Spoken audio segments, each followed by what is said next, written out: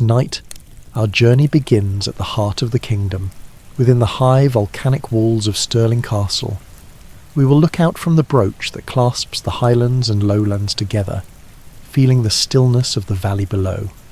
Then, we will travel south across the ancient landscape to the dark, craggy heights of Edinburgh Castle, where we will wander through stone halls, feeling the echoes of kings and queens in the quiet air.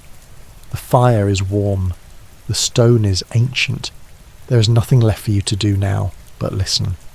Adjust your pillows, pull the blankets close, let the weight of the day begin to lift, as if it were a mist clearing off the highland peaks.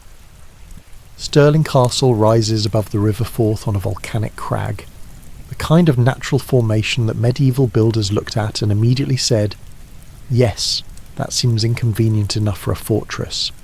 The site has been a strategic landmark since ancient times. Whoever held Stirling controlled the passage between the highlands and the lowlands, which meant they also controlled travel, trade, and the ability to inconvenience anyone trying to move in either direction. Long before stone walls crowned the summit, the hill served as a ceremonial site. Traces of prehistoric activity suggest people gathered here for rituals, gatherings, or perhaps early attempts at community decision-making.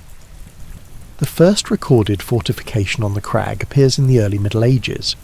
It may have been established by the Picts, who had a reputation for building things that confused their neighbours and impressed archaeologists. The earliest written references describe Stirling as a royal centre of the Kingdom of Alba, the medieval forerunner of Scotland. Kings recognised the value of a castle positioned at the narrow crossing of the River Forth. It acted as a gateway, a lookout, and a polite but firm reminder that tolls were absolutely required. By the 12th century, the wooden fort had begun transforming into stone. King Alexander I is traditionally credited with expanding the early stronghold, though medieval record-keeping sometimes favoured enthusiasm over accuracy. What is clear is that by the reign of King David I, Stirling had become a principal royal residence. Monarchs stopped here frequently, partly for administration, and partly because travelling between castles in unreliable Scottish weather required a certain amount of strategic resting. In these early years, Stirling developed a reputation as a place where significant events happened, often without warning. Parliaments met here. Treaties were negotiated. At least one monarch probably discovered that rain can fall sideways with remarkable enthusiasm at this particular elevation. The castle's prominence grew with each royal visit, and by the 13th century it was one of the most important fortresses in Scotland. Then came the Wars of Independence, a period in which Stirling Castle achieved the medieval equivalent of celebrity status. In 1296, Edward I of England captured the fortress during his sweeping campaign through Scotland. Edward enjoyed collecting strongholds, possibly in the same way people today collect souvenirs, though his approach involved more siege equipment. The English occupation was temporary, but it set the stage for several years of conflict. In 1297, the castle stood at the centre of events leading to the Battle of Stirling Bridge. Scottish forces under William Wallace and Andrew Moray defeated the English in a battle that proved two important points. First, terrain matters. Second, English cavalry should avoid charging across narrow bridges while being observed by opponents with basic tactical awareness. The castle itself did not fall that day, but its symbolic position ensured it remained a focal point of the struggle.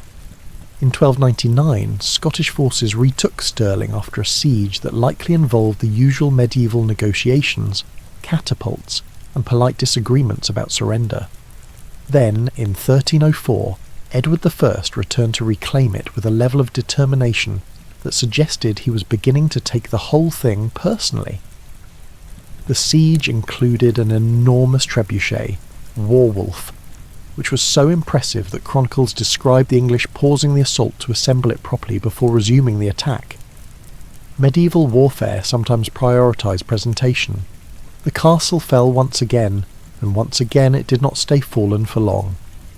The Wars of Independence transformed Stirling into a kind of military revolving door, changing hands so frequently that one imagines the garrison eventually stopped unpacking their belongings. The turning point came in 1314, when the English held Stirling under a conditional agreement. If not relieved by midsummer, the garrison would surrender to Robert the Bruce. This arrangement, elegant in theory, prompted King Edward II to march north with a large army. The resulting conflict, the Battle of Bannockburn, unfolded just south of the castle. Bruce's victory ensured that Stirling returned to Scottish control and that future English kings would think carefully before engaging in battles near marshes, forests and other features that appear harmless until they are not. Following Bannockburn, the castle stood firmly under Scottish rule, yet the fortress had endured so many sieges that major repairs were required. Walls had been damaged, gates battered, and at least one section had been introduced to Warwolf's full structural opinions. Restoration began under Robert the Bruce and continued into the reigns that followed. By the late medieval period, Stirling Castle was not only a defensive stronghold, but a royal residence of increasing elegance. Monarchs lived, ruled, and occasionally argued within its walls. Parliament met here. Ceremonies were held. Decisions were made that shaped the course of the nation. The castle had survived war, fire, weather, and the occasional monarch with ambitious renovation plans. It emerged from the medieval era not only intact but important, a fortress that functioned as both hammer and anvil of Scottish history. And this was only its beginning. By the 15th century, Stirling Castle had settled comfortably into its identity as a royal seat. Not every Scottish king lived there full time, but most of them used it often enough to ensure that the courtiers never quite knew when the monarch might appear unannounced. This uncertainty kept the kitchens alert, the guards awake, and the resident masons permanently employed. Kings liked improvements, and Stirling, with its commanding position, always seemed to invite one more renovation. James I, returning from his long captivity in England, reasserted royal control throughout Scotland. Improving Stirling Castle was part of his broader campaign to ensure the crown looked authoritative at all times. The castle had endured enough wear, tear, and occasional sieges to justify attention, and James approached the project with the enthusiasm of a monarch who understood that appearances mattered. His successors continued the habit. Royal building at Stirling became something of a family tradition, though not the sort that brought harmony to holiday gatherings. James II also used the castle frequently, both as a residence and as a statement of royal power. He invested in artillery and strengthened defences in a period when cannons were becoming increasingly persuasive arguments in political negotiations. His reign ended abruptly after a cannon exploded during the siege of Roxburgh Castle, an event that encouraged later monarchs to admire artillery from a respectful distance. It was under James III that Stirling began to show signs of its coming transformation. The king favoured the arts and continental fashions, which meant that while Scotland wrestled with its usual political difficulties, Stirling's carpenters and stonecutters quietly experimented with architectural refinement. The result suggested that elegance and defence could coexist, provided one accepted that wind would still find its way into most rooms. James IV advanced this work with real conviction. He embraced Renaissance influences and set about making Stirling Castle a symbol of a cultured monarchy. New halls, chapels, and residential quarters rose on the rock, blending military purpose with architectural flourish. This was the golden age of the castle's development. The Great Hall, completed around 1503, became one of the largest in Scotland. Its hammer-beam roof, a feat of engineering that impressed visitors who had expected medieval gloom, and instead found surprising craftsmanship. The king also ordered the construction of gardens and ornamental spaces around the castle. These offered scenic views, though anyone strolling there in winter could attest that beauty and temperature did not always coordinate. Still, the improvements made Stirling a place of ceremony, diplomacy, and occasional pageantry. Foreign ambassadors were hosted in grand surroundings. Noble families attended court, dressed in their finest attire, which often required bravery when the weather turned unpredictable. James V expanded the royal palace, introducing a more sophisticated residential complex that reflected Renaissance tastes. Carved stone facades, sculpted heads, and intricate detailing signalled a shift in royal image.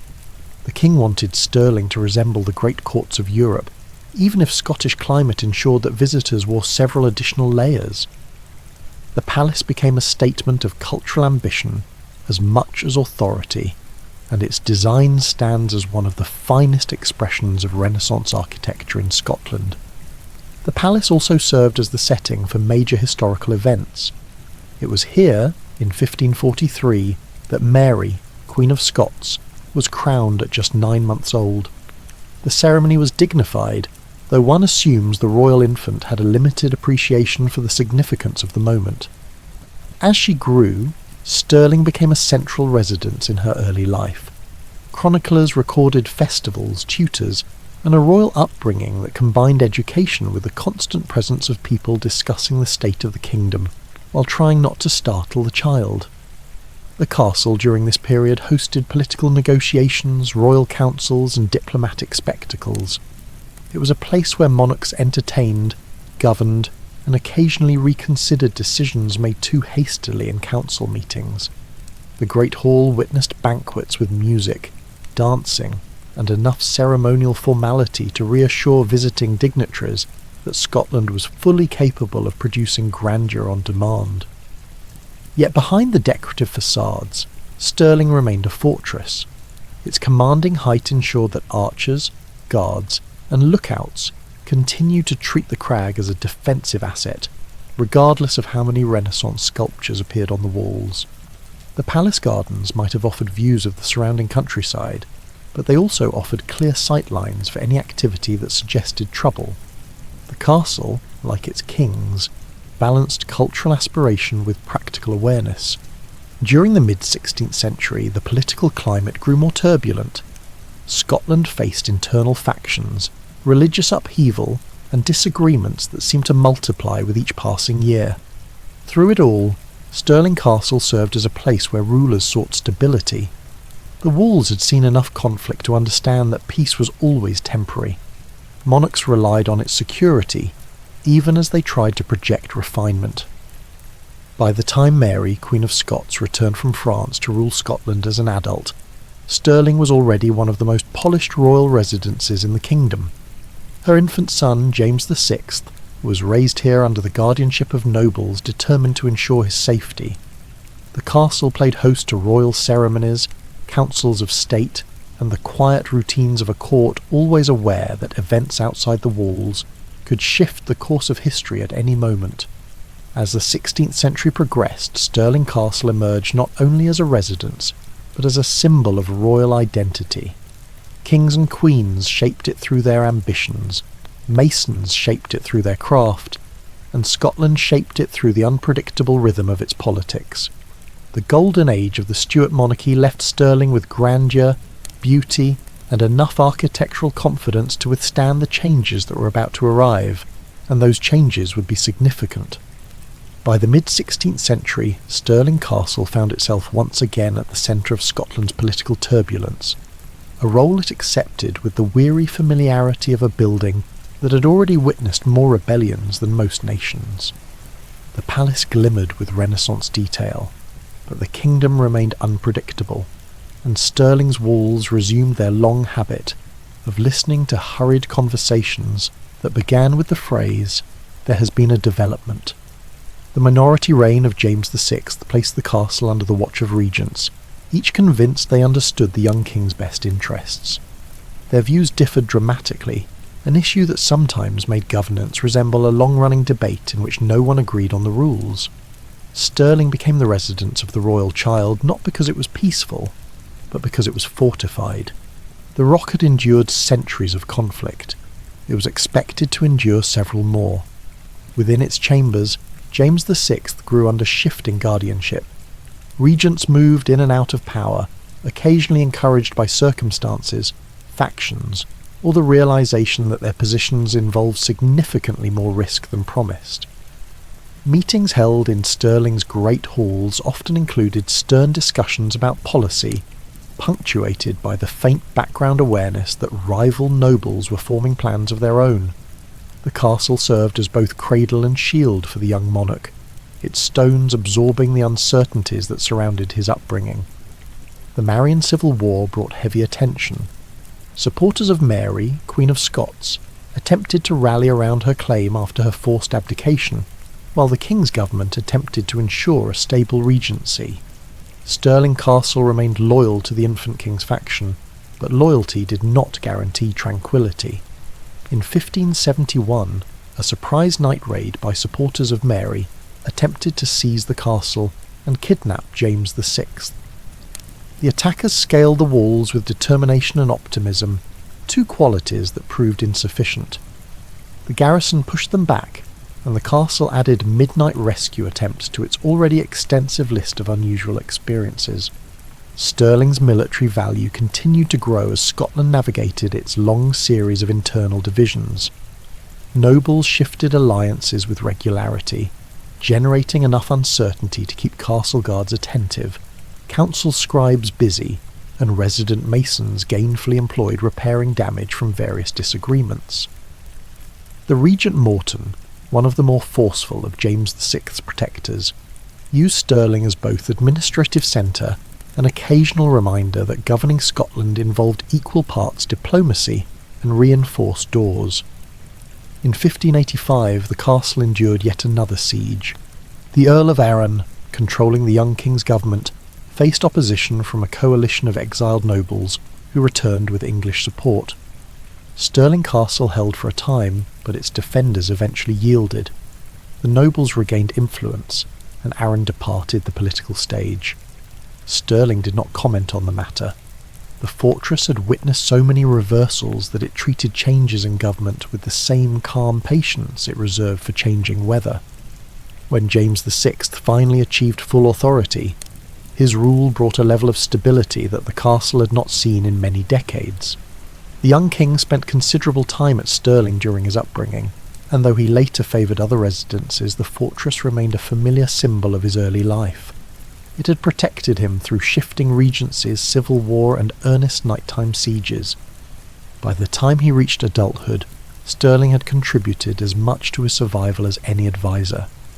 The real transformation came in 1603, when Elizabeth I of England died without an heir. James VI ascended the English throne as James I, creating the union of the crowns and turning Scotland and England into a personal monarchy under one ruler. It was a peaceful succession, a rarity in British history, and Stirling Castle watched the event with the dignified silence of a structure that had spent centuries preparing for loud alternatives. James left Scotland for London soon after, beginning a new chapter in which Scottish royal residences, including Stirling, were no longer centres of daily monarchic life. Royal attention shifted south, and though kings and queens continued to visit or invest in repairs when necessary, the rhythm of life in Stirling slowly changed. The castle remained important, but its role shifted from personal royal residence to administrative and strategic stronghold.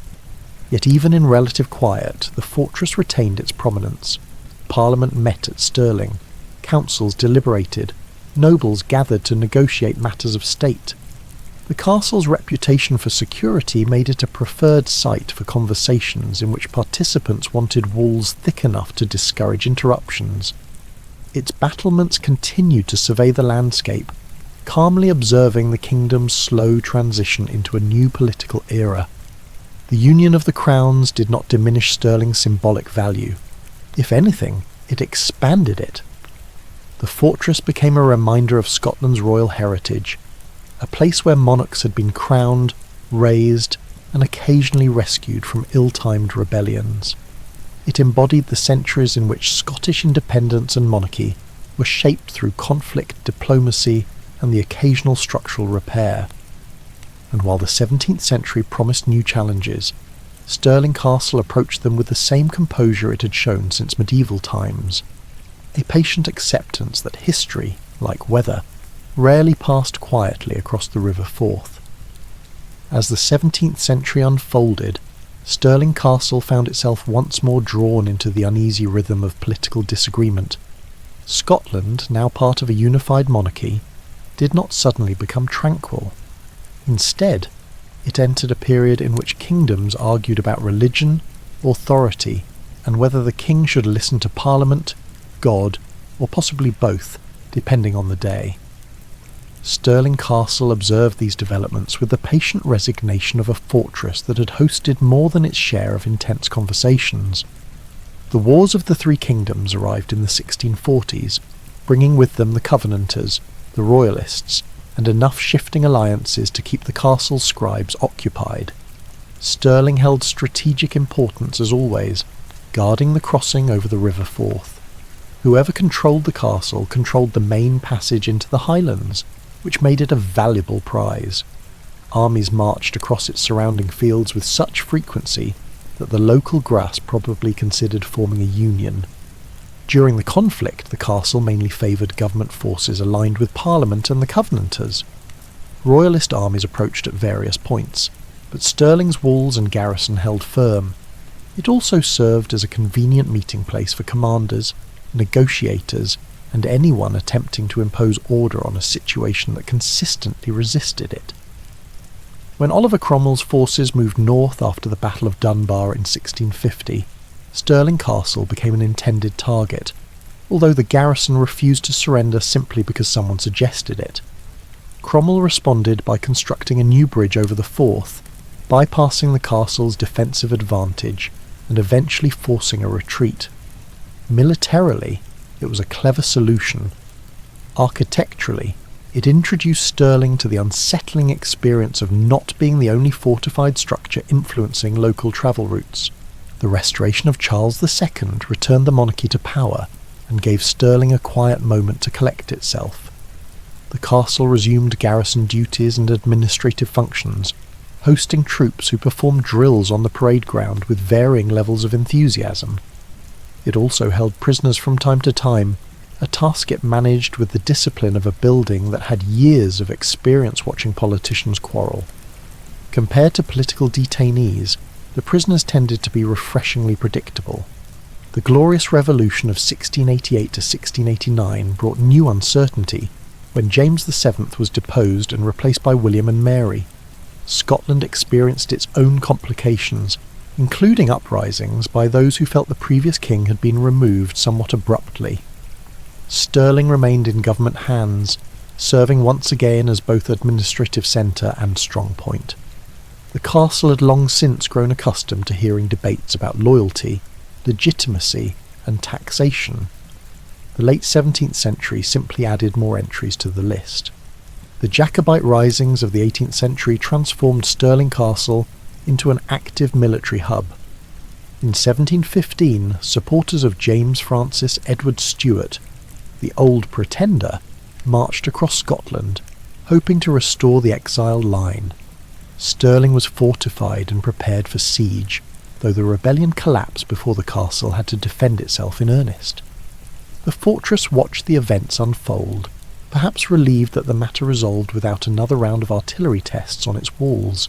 The rising of 1745 proved more dramatic. Charles Edward Stuart, known as Bonnie Prince Charlie, led a new attempt to reclaim the throne. His army swept south with considerable momentum, creating equal parts excitement and concern. Stirling Castle remained under government control, but the Jacobites managed to take the town. They then attempted to take the castle itself, constructing batteries near the churchyard and directing cannon fire at the walls with earnest determination. Unfortunately for the attackers, the castle was designed to be inconvenient. The Jacobite guns were poorly positioned, their ammunition inadequate, and their morale tested by the fortress's refusal to behave like buildings that fall over politely when asked. Government artillery returned fire with enough accuracy to encourage the Jacobites to reconsider their plans. After weeks of little progress, they abandoned the siege and marched north. Stirling Castle, still standing, appeared entirely unsurprised. After the final Jacobite defeat at Culloden in 1746, the castle transitioned fully into its long military phase. With the monarchy secure under the Hanoverians, the British government invested in defence across Scotland. Stirling's fortifications were modernised.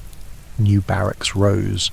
The castle became less a royal residence and more a regulated military installation, complete with officers, drill routines, and the occasional soldier who discovered that cleaning cannons offered fewer career thrills than promised. The 18th and 19th centuries turned Stirling into a disciplined, orderly garrison. The Great Hall, once the site of royal feasts, became a barracks block filled with soldiers who slept where ambassadors had once dined. The royal palace housed officers' quarters. The parade ground echoed not with court ceremonies, but with marching boots, shouted commands, and the occasional complaint about weather conditions that Scotland regarded as completely normal. The castle's strategic importance continued into the Napoleonic era, when Britain fortified sites across the country. Stirling held prisoners of war, stored munitions, and maintained a permanent military presence. From its vantage point on the crag, it observed Europe's shifting political landscape with the calm detachment of a building that had already survived several centuries of upheaval. By the Victorian era, the castle had become an established part of the British Army's Scottish infrastructure. Tourists began to visit in greater numbers, curious about the legendary stronghold. Soldiers stationed there learned to share space with sightseers who admired the architecture while stepping around military equipment. The blend of martial discipline and casual tourism created a daily routine that Stirling accepted without complaint. The fortress had seen stranger combinations. Through civil wars, Jacobite uprisings, and the rise of a centralised British state, Stirling Castle endured as both symbol and instrument of authority. Its cannons, parapets and walls served governments of differing opinions, yet the structure remained steady in purpose. By the time the modern era approached, the fortress had transitioned through more political systems than most nations, all while maintaining the dignified expression of a building that had learned not to take any particular regime too personally. And now, after centuries of conflict, ceremony and military precision, Stirling Castle moved quietly toward a new phase in its long history, one shaped not by war, but by preservation. By the early 20th century, Stirling Castle had spent several lifetimes fulfilling the responsibilities assigned to it. It had served kings, armies, regents, prisoners, ambassadors, and the occasional visitor who simply wanted a better view of the River Forth.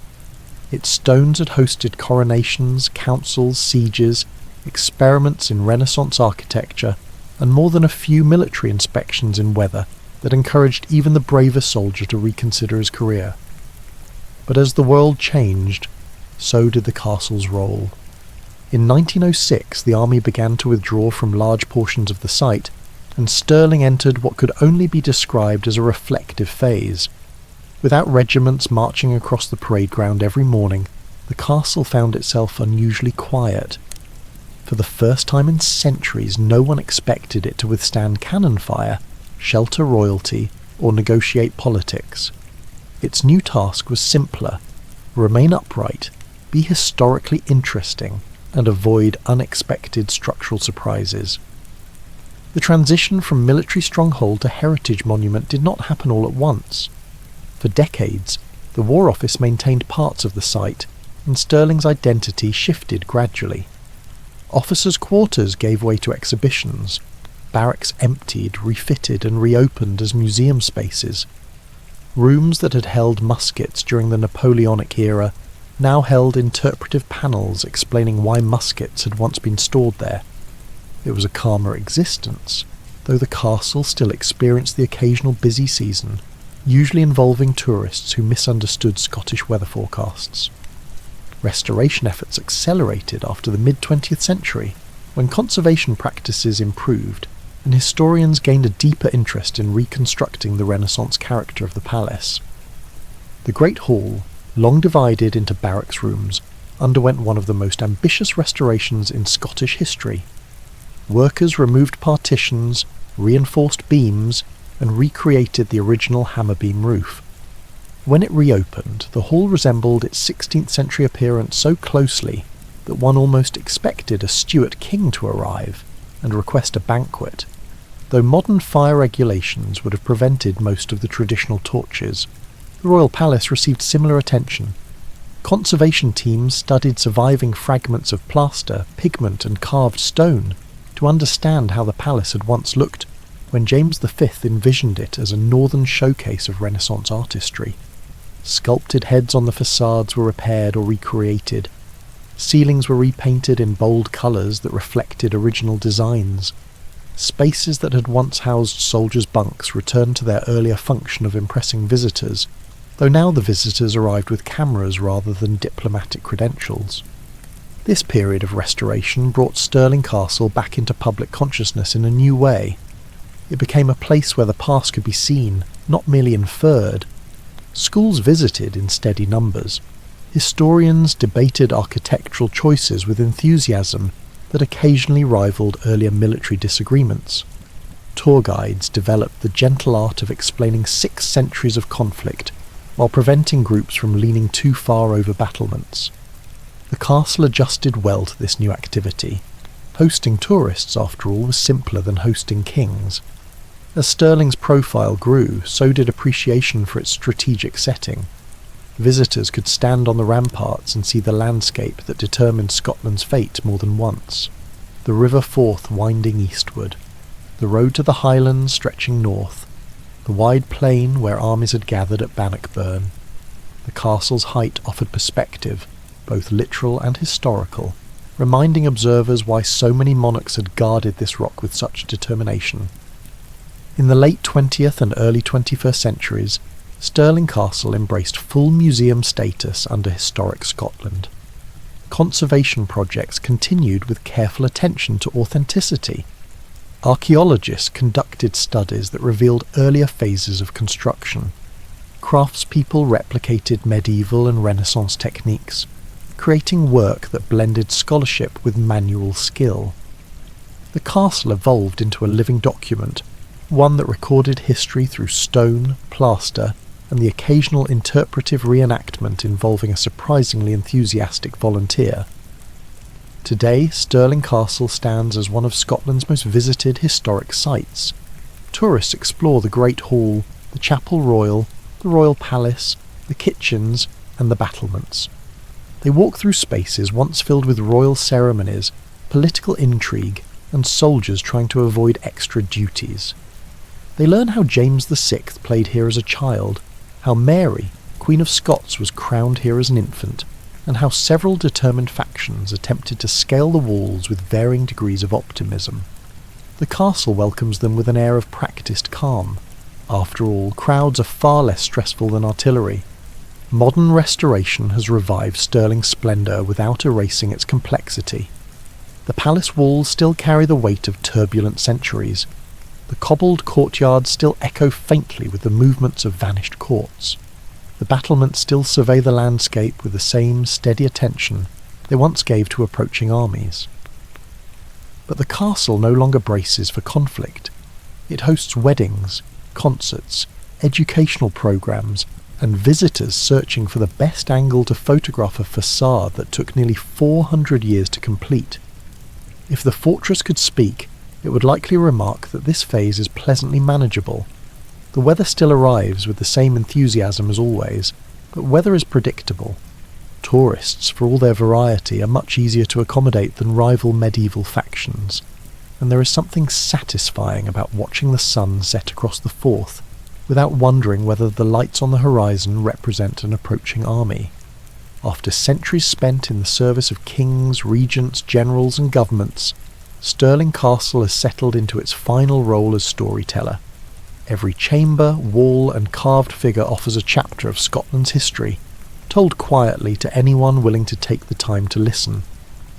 And as evening draws across the ramparts and the last visitors step through the gates, the castle remains on its ancient rock, steady as ever, looking out across a landscape it has known longer than memory. The story of Edinburgh Castle begins long before its walls existed, on a volcanic rock that rose sharply above the landscape and offered a natural fortress long before humans understood the value of a good defensive position. This crag, formed millions of years ago, waited quietly as early peoples learned to survive in the surrounding valleys. By the time settlers reached the hill, the rock already carried a sense of permanence, the kind of presence that suggests future generations will eventually stack stone upon it whether they plan to or not. The earliest human traces date back to the Bronze Age, when small groups built simple structures on the summit, choosing the high ground for reasons that were probably less strategic and more practical, such as avoiding neighbours who borrowed tools and never returned them. The first recorded name for the site appears in ancient Welsh tradition, which knew the location as Dyn Eidyn, the fortress of Eidyn. This early settlement likely consisted of timber buildings clustered on the summit, protected by steep slopes and the belief that height alone provided dignity. These people lived quietly on the rock, tending fires, storing grain, and occasionally glancing into the distance to see who might be wandering up the hill without warning. The fortress slowly grew in importance as various tribes realised the advantage of holding a place that required considerable effort to attack, a natural deterrent that saved everyone time and energy. When the Romans arrived in Britain, they noted the strategic value of the region, but chose not to occupy the crag itself. They preferred flatter ground for their marching camps, roads, and general sense of order. Still, they recognised the local power of the people who controlled Dyn Eidyn, and they interacted with them through trade, diplomacy, and the occasional misunderstanding. The hill remained in native hands, its wooden defences weathering the seasons and holding their own against the slow creep of imperial ambition. The rock waited, as monumental landscapes often do, for its next phase of significance. As the early medieval period unfolded, the region became a place of shifting allegiances and changing identities. The Gododdin people, descendants of earlier tribes, held the fortress and used it as a rallying point for warriors who travelled south to join battles that sometimes went well and sometimes went badly enough to inspire poetry. One famous poem, the Gododdin, describes a group of warriors who feasted in Dyn Eidyn before riding into what historians now politely call an unfortunate military outcome. The poem survives while the warriors did not, a dynamic common in early medieval literature. By the 7th century, pressure from neighbouring powers grew stronger. Anglian forces from Northumbria expanded their influence, and Dyn Eidyn eventually fell under their control after a long struggle. The fortress changed hands not with ceremony, but with the steady, practical rhythm of early medieval politics.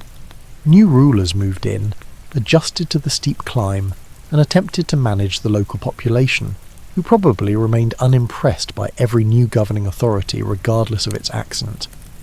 During this period, Christianity spread across the region, bringing with it missionaries who climbed the rock with determination and perhaps mild regret as they reached the top. Churches and small chapels likely appeared on the summit, simple structures meant to anchor faith in a landscape where storms, politics, and livestock could all be equally unpredictable. The spiritual presence gave the site a new identity, transforming it from a purely defensive stronghold into a place with moral and cultural weight. By the early Middle Ages, the hill had become known more broadly as a royal centre. The Scots, expanding their influence from the west, absorbed the region and incorporated the fortress into their growing kingdom. Edinburgh began to develop as a settlement at the base of the rock, and the castle became a symbol of authority, a place where kings stayed, governed, and occasionally tried to avoid drafts that slipped through the walls no matter how many tapestries they hung. The wooden fortifications were gradually replaced by stone, as rulers realised that timber had an inconvenient habit of burning, especially in a climate where sparks travelled easily on cold nights. Malcolm III and his queen, Margaret, were among the earliest monarchs to establish Edinburgh as a preferred residence. Margaret, known for her piety and strong opinions about improving her husband's behaviour, founded a chapel on the castle grounds. This small building, later known as St Margaret's Chapel, remains the oldest surviving structure on the site. Its stone walls and simple arches stood quietly through centuries of storms and political crises, observing events with the patient neutrality only ancient architecture can achieve. The castle grew more complex during this era, with new halls, towers and storage buildings appearing as the needs of the kingdom evolved. Defences were strengthened, walls rose higher, and Edinburgh began to develop its characteristic role as a seat of royal power, a place where important decisions were made after long discussions that were often influenced by weather, supplies, and the general mood of whoever held authority that week. By the 12th century, the castle had become fully integrated into Scotland's political framework. Kings used it not only as a residence, but also as a treasury, armoury, and administrative centre. Documents were stored in rooms that were probably colder than ideal for paperwork. Officials carried out tasks that were vital for governance, but difficult to explain to anyone outside the building. And royal ceremonies gradually added layers of tradition that made the castle synonymous with the idea of Scottish sovereignty. Yet the castle's peaceful administrative life did not last. Its strategic value remained obvious to every neighbouring power, and conflict drew ever nearer. England under Henry II began placing pressure on Scottish borders, and the relationship between the two kingdoms entered a long phase best described as tense. Edinburgh Castle, perched high on its rock, became a symbol not just of authority but of resilience. The walls thickened, the garrison grew, and preparations for future conflict began to shape daily life. This brings the story to the threshold of the 13th century, when the Wars of Independence would transform the castle from a royal residence into one of the most contested fortresses in Britain. By the late 13th century, Edinburgh Castle had settled into its role as a royal stronghold, though anyone living within its walls probably noticed that stability in medieval Scotland was a temporary luxury. The death of Alexander III in 1286 created a succession crisis that invited more legal opinions than the kingdom had parchment to record. When the young heir Margaret, known as the Maid of Norway, died before reaching Scotland, the throne became a chair that no one could sit on without starting a national argument. Edward I of England offered to help, a word which in medieval politics usually meant taking inventory of anything not nailed down.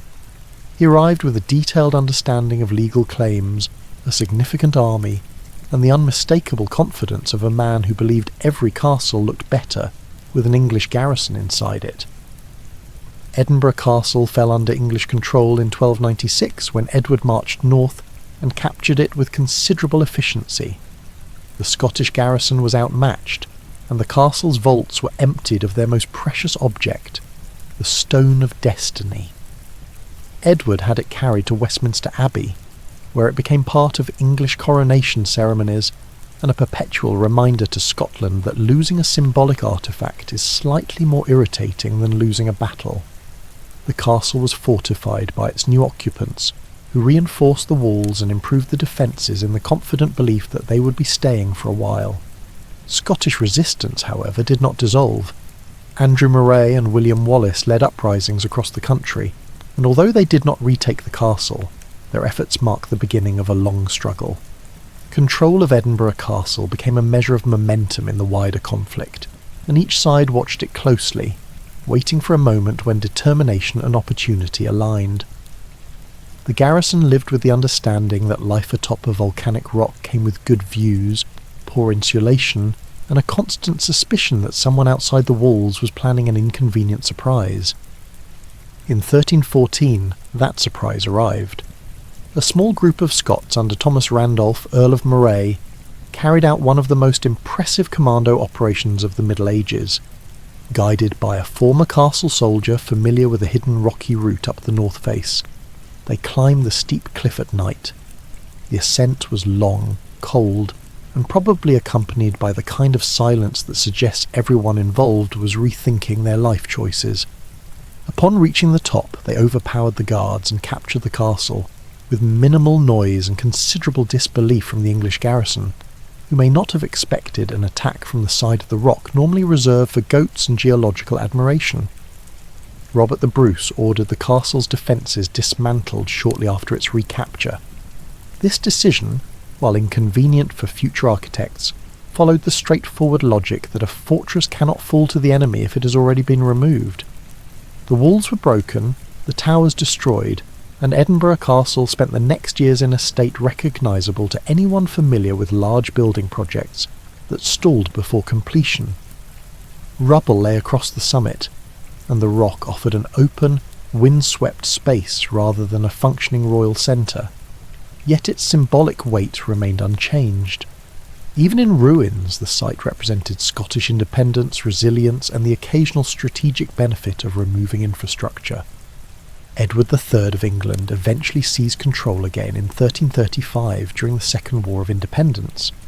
English commanders rebuilt the fortifications and declared the castle secure, though history soon reminded them that declaring something secure is an excellent way to tempt the opposite outcome. In 1341, Sir William Douglas devised a plan that combined military ingenuity with the kind of patience normally associated with fishing. Disguising themselves as merchants delivering provisions, Douglas and his men approached the gates. When the portcullis rose, they revealed their weapons, overwhelmed the guards, and reclaimed the fortress for Scotland. It was a moment of remarkable theatrical precision, and one imagines the English garrison experienced a brief but meaningful moment of regret. With the castle finally back in Scottish hands, major rebuilding efforts began. The new structures were solid, practical, and built with the awareness that future centuries would likely involve additional sieges. Stronger walls rose around the summit. New towers anchored defensive positions. Halls and storage rooms reappeared along the rock's contours. The castle evolved into a hybrid of royal residence and military hub, a dual purpose that would define its personality for generations. It no longer resembled the serene chapel-centred complex of Margaret's era. Instead, it became a fortress that communicated its priorities clearly through thick masonry and narrow passageways that discouraged casual entry. By the end of the 14th century, Edinburgh Castle had emerged as the principal stronghold of the Scottish kingdom. The wars of independence had reshaped its architecture and identity. It was no longer a place primarily associated with royal ceremony or peaceful administration. It was a symbol of defiance, a stone testament to national endurance, and a location where every builder quietly assumed their work would be tested by siege engines in the foreseeable future. By the 15th century, Edinburgh Castle had settled into its role as the principal seat of the Stuart dynasty. The fortress had seen enough sieges to make any builder question the point of craftsmanship, yet the monarchs continued to improve it. James I, returning from long captivity in England, strengthened royal authority and reinforced the castle's position as a centre of governance. His successors expanded the royal apartments and administrative chambers, though the results reflected the architectural philosophy of the time, which was that a room became regal if one added a large fireplace and a slightly larger chair. Life within the castle walls mixed ceremony and practicality, and courtiers navigated both with the determined politeness of people who understood that comfort was optional but loyalty was not. James II left a more dramatic mark on the castle when a cannon known as the Lion exploded during a ceremony in 1460. The king was killed instantly, a reminder that medieval artillery was an enthusiastic but unreliable invention. The fortress, however, survived the accident, which says more about medieval stonework than medieval safety standards.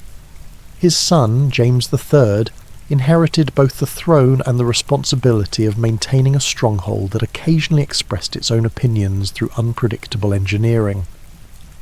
The real transformation began under James IV, who embraced Renaissance ideals and introduced architectural improvements designed to give the castle a modern and somewhat continental appearance. New residences rose within the upper ward, with larger windows and more decorative details than earlier generations had attempted.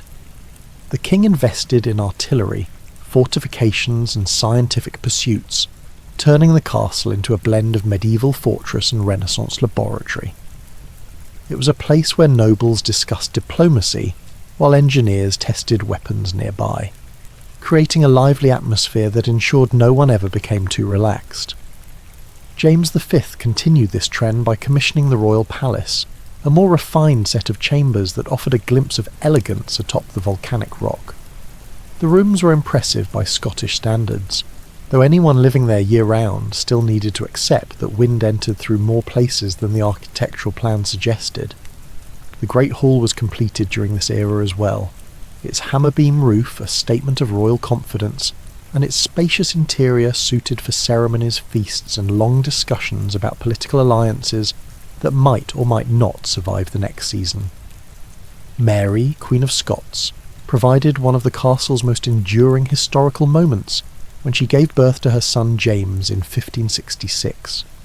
The future James VI and I entered the world in a small royal chamber that has since become a popular site for visitors who admire its symbolic significance while quietly noting that medieval childbirth required more bravery than most military campaigns.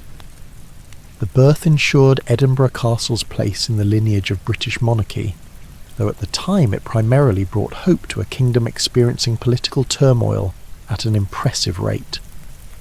The years that followed Mary's reign were less ceremonial and more confrontational. After Mary fled to England and her supporters attempted to restore her claim, Edinburgh Castle became the centre of what later came to be called the Lang Siege. From 1571 to 1573, supporters of the Queen held the fortress, while the forces of the infant king James VI attempted to take it. The defenders, commanded by William Kirkcaldy of Grange, believed the castle's height and walls would withstand any assault, which might have been true if Europe had not recently embraced powerful new artillery. English forces supporting the king brought heavy guns capable of damaging even the rock-solid defences. Cannons were positioned on neighbouring hills, creating the medieval equivalent of unfavourable property lines. Over months of bombardment, the fortress endured a steady rhythm of impact and repair. Residents inside maintained routines as best they could, though daily life in a besieged castle tended to involve more dust, more noise, and fewer opportunities for restful reflection. Eventually the walls were breached, supplies dwindled, and the garrison surrendered. Kirkcaldy and other leaders were executed, and Edinburgh Castle returned to the Crown's control, somewhat scarred but structurally determined to persist. Following the Lang Siege, reconstruction was necessary. The ruined towers and shattered walls were rebuilt with an emphasis on strength rather than ornament, a decision that suggested future disagreements were likely. Defensive bastions were redesigned to withstand cannon fire, and the Half-Moon Battery became one of the most prominent additions. Its curved stonework offered better angles for artillery and presented a strong visual reminder that anyone approaching the castle should reconsider the wisdom of their decisions. By the end of the 16th century, Edinburgh Castle had evolved from a medieval sanctuary into a fortified Renaissance complex.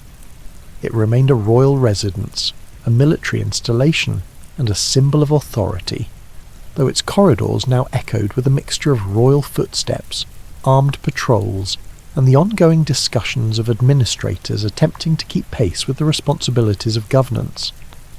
The fortress continued to look down over the city, maintaining the patient posture of a structure that expected history to remain interesting for many centuries to come. When James VI of Scotland inherited the English throne in 1603, the union of the crowns shifted the centre of political gravity southward. The royal court moved to London, leaving Edinburgh Castle without its resident monarch for the first time in centuries. The fortress did not lose its purpose, but it adjusted to a new identity. Instead of hosting kings and queens, it housed garrisons, supplies, and the administrative machinery required to manage a kingdom that remained distinctly Scottish, despite its increasingly shared monarchy. The great halls still echoed with official meetings, but the tone was less regal and more practical, the kind of atmosphere produced when a building discovers it must work for a living. Defensive attention intensified as firearms became central to warfare. Engineers redesigned walls and bastions to withstand gunpowder weapons, adding layers of stone that communicated a polite refusal to be conquered again. The Argyll battery and other gun positions offered commanding views of the surrounding landscape, although their presence also suggested that anyone approaching the castle with unfriendly intentions was about to experience a very disappointing day. Inside the walls, soldiers maintained routines that involved drills, maintenance, and the occasional attempt to stay warm despite the castle's natural ventilation system, better known as Scottish weather. The mid-17th century brought new challenges with the Wars of the Three Kingdoms. Scotland aligned with Charles I, then later with Parliament, and finally shifted positions again, a sequence that reflected the political acrobatics of the time. In 1650, the forces of Oliver Cromwell advanced on Edinburgh. After the Battle of Dunbar decimated Scottish forces, the capital fell and the castle surrendered soon afterward. Cromwell's men occupied the stronghold, taking advantage of its height and fortifications while making minimal structural changes. They understood that any building perched on a volcanic plug was already doing most of the defensive work. After the restoration in 1660, the castle returned to royal control and resumed its role as a military hub. Storage rooms filled with munitions, officers' quarters were reorganised, and the fortress became an essential part of Scotland's defensive strategy during a century defined by political tension. Soldiers stationed there lived with a mixture of routine and unpredictability, never entirely certain whether their primary duty was guarding the kingdom or enduring wind currents strong enough to relocate personal belongings. The castle's next major chapter unfolded during the Jacobite uprisings of the late 17th and early 18th centuries. Supporters of the exiled Stuart dynasty made several attempts to seize the fortress. The most notable effort came in 1689 when a small group of Jacobites attempted a daring climb up the castle's steep cliffs, hoping to surprise the garrison. Their plan unravelled when the rope ladders failed, their footing slipped, and their brief ascent concluded with the discouraging realisation that volcanic rock does not cooperate with political ambition. The castle remained firmly in government hands, reinforcing its reputation as a structure admired from afar and resisted by gravity. During the 1715 uprising, Jacobite forces tried but failed to secure the castle. By the time of the 1745 rising under Bonnie Prince Charlie, Edinburgh itself fell to the Jacobite army, yet the castle held out. Government troops refused to negotiate surrender and maintained control throughout the prince's occupation of the city. The Jacobites, aware of the castle's strength and lacking heavy siege equipment, did not attempt a direct assault. The fortress emerged from the rebellion unchanged, proving once again that geographical advantage pairs well with thick stone and careful planning. As peace gradually returned, Edinburgh Castle's role shifted further toward military administration. The vaults beneath the Great Hall were converted into prisons for war captives, many of them sailors from conflicts with France, Spain and America. Conditions were Spartan, though not unusual for the period, and the prisoners experienced the paradox of confinement within a building famous for its panoramic views. Some attempted escape by carving false keys or exploiting gaps in supervision, a process that relied on a mixture of ingenuity and optimism. A few succeeded, though most discovered that the castle's height and layout were designed to discourage unauthorised departures. By the late 18th and early 19th centuries, the fortress was gradually transformed into a national symbol. Renovations began to restore some of its medieval and Renaissance character, reflecting a new appreciation for Scotland's architectural heritage.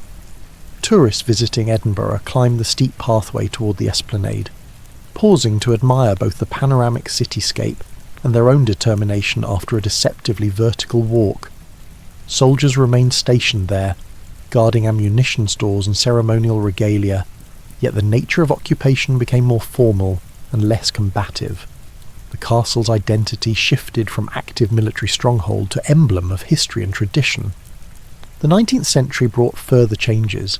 Architects and historians collaborated to preserve the castle's ancient structures, sometimes interpreting medieval accuracy in ways that suggested aesthetic enthusiasm had overtaken archaeological caution.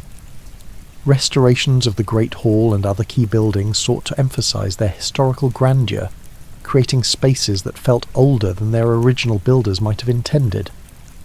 The crown jewels of Scotland and the Stone of Destiny eventually returned to the castle, reinforcing its importance as a site of national memory rather than political conflict. By the end of the 19th century, Edinburgh Castle had completed its transformation. It was no longer primarily a fortress, although its battlements remained armed with ceremonially maintained guns. It was instead a monument to centuries of Scottish history, shaped by kings, soldiers, engineers, and the wind, which continued to move through the courtyard with the persistent confidence of something that had been part of the castle longer than anyone living there. The fortress stood above the city with the calm assurance of a structure that had survived battles, sieges, royal births, political upheavals and architectural experiments, and still had enough patience left to welcome visitors for many centuries to come. As the 20th century opened, Edinburgh Castle remained a military site, but its role was increasingly ceremonial. The city grew outward in every direction, yet the castle still dominated the skyline, perched confidently above the streets like a long-serving supervisor who refused to retire. Soldiers continued to march across the esplanade, maintain the armoury, and perform daily routines that blended tradition with practicality. Tourists, now arriving in growing numbers, watched these routines with interest, while the garrison tried politely to ignore being photographed during the least dignified tasks. The outbreak of the First World War brought new urgency to the castle. It became a major recruitment centre, and thousands of young Scottish men assembled on the esplanade before departing for the front. Some of them returned to be commemorated in the early stages of the Scottish National War Memorial, a structure later erected within the castle walls. The memorial, completed in 1927, honoured the fallen with carved stone, stained glass, and an atmosphere of solemnity that gently discouraged loud conversation. It became one of the most visited spaces in the fortress, offering a quiet counterpoint to the cannons and battlements that surrounded it. During the Second World War, the castle again served military purposes. Though not threatened by direct attack, it was used for administration, storage, and as a safeguard for certain national treasures. Visitors were fewer during those years, replaced by soldiers, officers, and staff moving through the courtyards with brisk determination. The ancient chambers absorbed the sounds of wartime preparations, proving that even buildings accustomed to swords and pikes could adapt to telephones, paperwork, and the occasional hurried briefing. After 1945, the castle transitioned further into a national monument. The garrison remained, but its functions were increasingly ceremonial. The 1 o'clock gun, a tradition dating back to the 19th century, continued to fire daily from the battlements, giving the city a punctual reminder that time existed and that no one within several blocks needed caffeine that hour. Residents grew fond of the sound, though visitors unfamiliar with the tradition occasionally mistook it for a reenactment of something dramatic. Tourism expanded rapidly in the post-war era. Edinburgh Castle became one of Scotland's most visited historic sites, and its courtyards filled with travellers eager to explore everything from the crown jewels to the dungeons. Guides explained sieges, coronations, executions, and political upheavals, while visitors nodded thoughtfully in the universal expression of someone trying to retain 300 years of history in a single afternoon. The castle's atmosphere shifted from military vigilance to cultural stewardship, a transition that both improved morale and reduced the number of times anyone had to explain why storing gunpowder near tourists was unwise. The Edinburgh military tattoo, established in 1950, added a new chapter to the castle's life. Each August, the esplanade transformed into a grand outdoor performance space. Massed pipes and drums marched beneath the floodlit battlements, their music echoing through the city in a way that suggested Edinburgh had temporarily become the capital of all bagpipe acoustics. Audiences filled the stands, watching military bands from around the world perform with precision and enthusiasm. The event became internationally famous, proving that even a fortress built for medieval defence could succeed brilliantly as a festival venue. The return of the Stone of Destiny to Scotland in 1996 further strengthened the castle's symbolic role. Displayed alongside the crown jewels, it attracted steady crowds of visitors who marvelled at its ancient significance, while quietly wondering why such an important artefact looked convincingly like a rectangular rock. Its presence reinforced the castle's status as the guardian of Scotland's royal heritage, a position it had maintained for more than 9 centuries despite frequent changes in fashion, architecture, and preferred methods of warfare. Throughout the late 20th and early 21st centuries, conservation efforts restored and stabilised many of the castle's structures. Stone walls were repaired, roofs reinforced, and interiors preserved with meticulous care. Historians, architects, and engineers collaborated to protect the fortress from the natural forces that had challenged it for generations, particularly wind, rain, and the occasional determined seagull. These restorations ensured that Edinburgh Castle remained both structurally sound and visually impressive, a combination appreciated by visitors and deeply respected by camera equipment. Today, the castle stands as Scotland's most iconic historic site. It functions simultaneously as a museum, military post, ceremonial venue, an unmistakable symbol of national identity. Visitors walk through its gates to explore medieval halls, Renaissance apartments, regimental museums, and panoramic views across the city. Soldiers still serve there, maintaining centuries-old traditions with modern professionalism. Musicians perform on the esplanade each summer. Historians lead tours through rooms once occupied by kings, regents, and prisoners, and the 1 o'clock gun continues to announce the hour with unwavering commitment. More than a fortress, Edinburgh Castle is a chronicle in stone. It has survived wars, sieges, political upheavals, architectural revisions, and weather patterns best described as character building. From its volcanic foundation to its highest battlements, every wall carries evidence of a past event, a decision, or a moment when someone attempted something ambitious against a very stubborn structure. It endures not because it is immovable, but because every generation has found new purpose in its presence. Where medieval kings once guarded their crowns, modern visitors now guard their camera angles. Where soldiers once prepared for battle, historians now prepare for school groups. And where ancient stonemasons shaped its first foundations, conservation teams now prepare the fortress for many centuries yet to come.